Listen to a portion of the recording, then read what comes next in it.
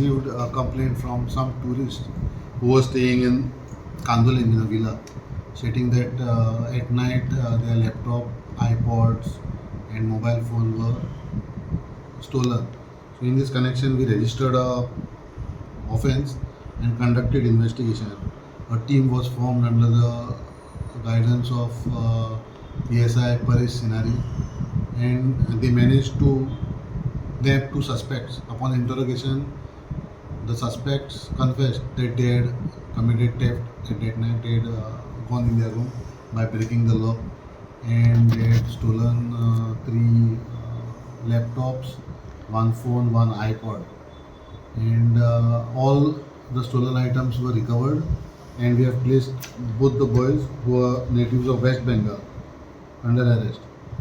Further investigation is with PSI Paris Sinari under my guidance and overall supervision of SP North, कोई जगह है sir? Where is it? Kandolin. Okay.